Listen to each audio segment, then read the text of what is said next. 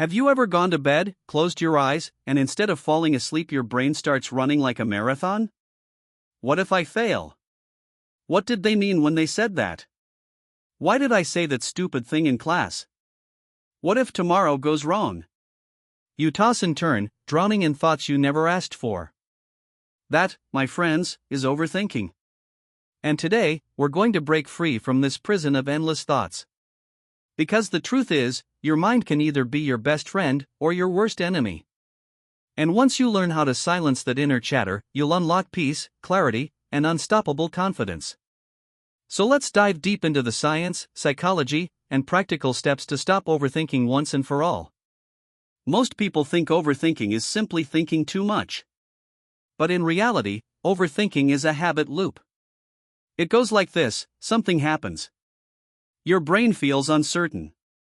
Instead of accepting it, you replay it again and again, trying to gain control. The problem?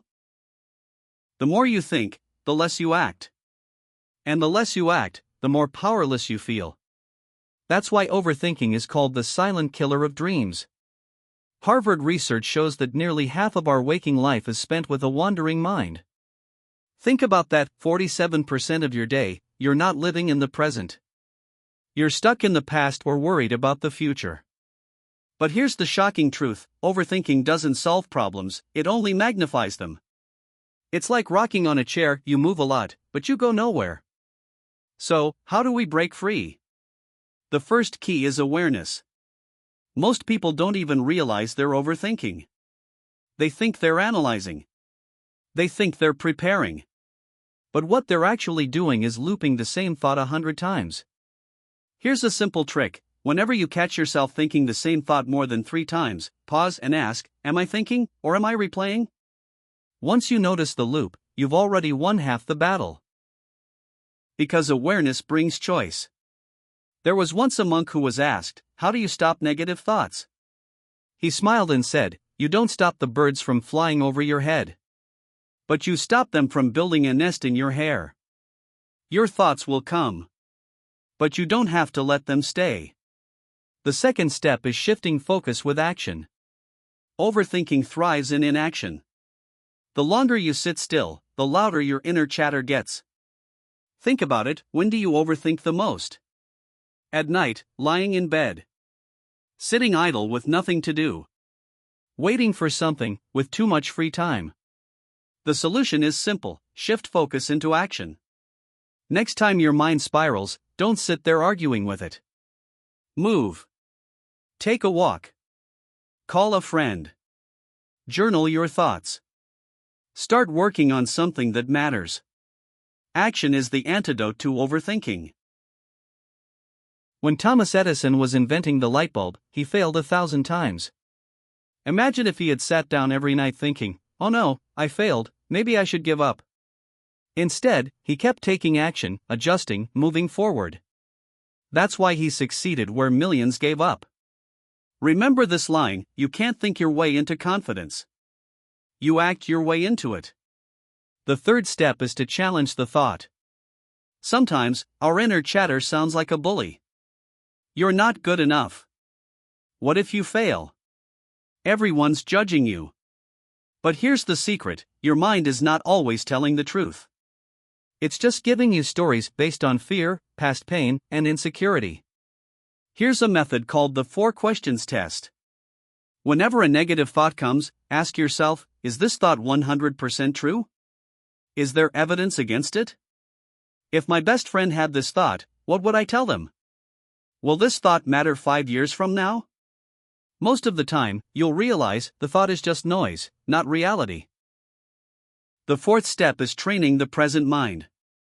Overthinking happens because we live either in the past, trapped in regret, or in the future, trapped in worry. The cure is training your brain to live in the present. Try practical techniques. Box breathing: inhale for 4 seconds, hold for 4, exhale for 4, hold for 4, and repeat. The 5 a 4 a 3 a 2 a 1 technique: look around and name 5 things you see, 4 you feel, 3 you hear, 2 you smell, and 1 you taste. Or try a simple mind dump: before bed, write down everything on your mind. This frees your brain from holding it overnight. The more you practice mindfulness, the quieter the chatter becomes. Think of your mind like a radio. Right now, it's stuck on Noise FM. But with training, you can tune it to Peace FM. The fifth and final step is building mental habits. To truly stop overthinking long-term, you need new habits. Set decision deadlines, don't let small choices drag forever. Give yourself 5 minutes for small decisions, 24 hours for big ones. Practice daily gratitude, write 3 things you're grateful for every morning. Gratitude kills worry. Do a digital detox, social media fuels comparison and noise, so give yourself 1 hour daily offline. Move your body, exercise isn't just for fitness, it clears mental clutter. And protect your sleep, a tired brain overthinks more, so guard your rest like treasure.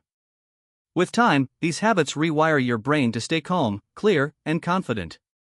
So, my friend, remember this: overthinking is not who you are. It's just a habit. Your mind is not your enemy. It's a tool. And like any tool, you must learn how to use it. The next time your brain starts running in circles, pause, breathe, and remind yourself, I am not my thoughts.